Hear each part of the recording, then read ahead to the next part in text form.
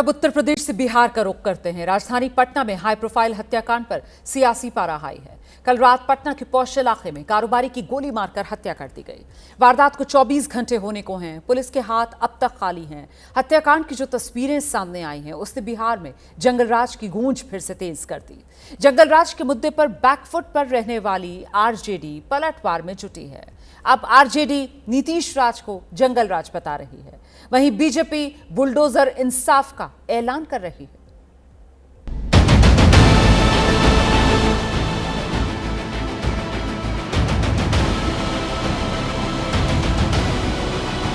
रात के 11:37 का वक्त था।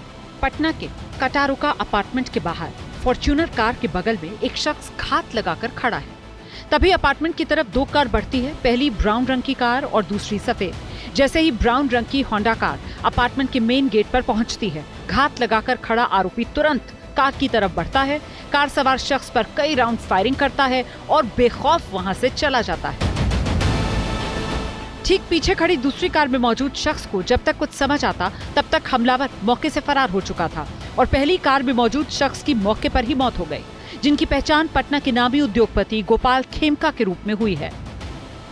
वो गाड़ी दिखाते हैं, देखिए हम कैमरा पर्सन शैलेश से कहेंगे कि उस गाड़ी की तस्वीर दिखाएं जिसमें खेमका सवार थे। वो खुद ड्राइव करते हुए एक कार्यक्रम से जो है यहाँ पे जो है वो आए थे। उसी दौरान अपराधी यहीं पर घात लगाकर छुपे हुए थे। उनके आते ही ताबड़तोड़ फायरिंग जो है उन पर शुरू कर दी गई। देखिए यही वो गाड़ी है जिसपे जो खेमका है वो थे, खुद ड्राइव करते हुए यहाँ पर आ रहे थे।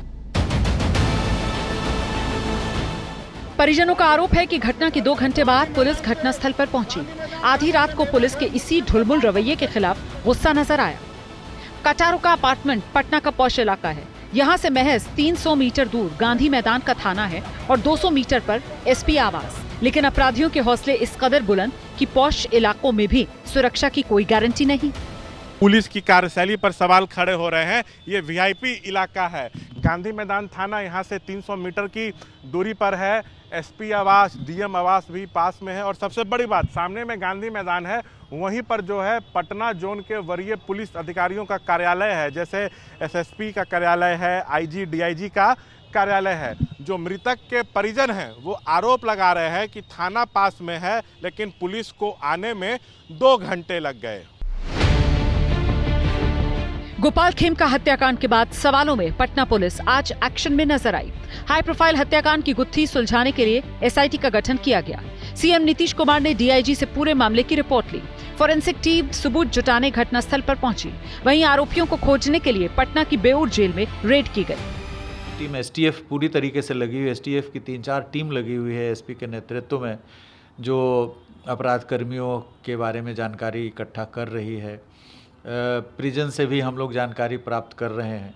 तो हर तरह के जो तौर तरीके हैं तफ्तीश के, उन सबको अपना करके और हम लोग जल्द से जल्द अपराधी तक पहुंचने की कोशिश कर रहे हैं। गोपाल खेमका हत्याकांड ने 7 साल पुरानी वारदात को फिर से जिंदा कर दिया। साल 2018 में गोपाल खेमका के बेटे गुंजन की भी हत्या हुई थी। हत्या का पैटर्न भी सेम था। गाजीपुर में कॉटन फैक्ट्री के बाहर गुंजन खेमका की हत्या की गई थी। 7 साल बाद फिर उसी तरह पिता की हत्या को अंजाम दे दिया गया। गोपाल खेमका हेल्थ केयर के बिजनेस से जुड़े थे।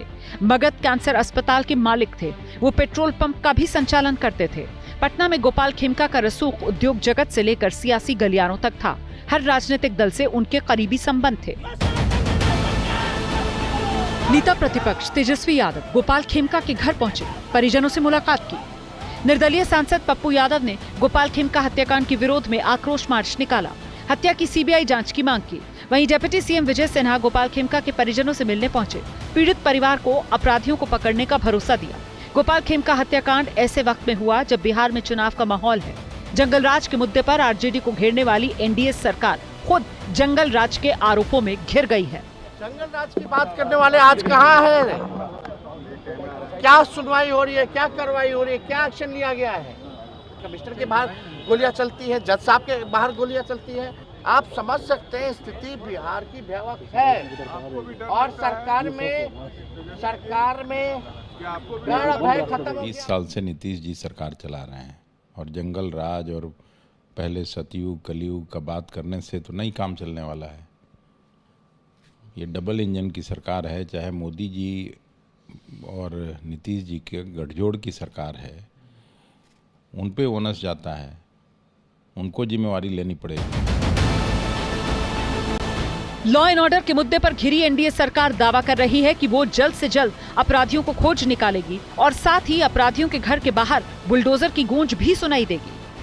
सरकार पूरी गंभीरता के साथ अपराधियों को कार्रवाई ही नहीं, इसके समूल नष्ट करने के संकल्प को पूरा करेंगे।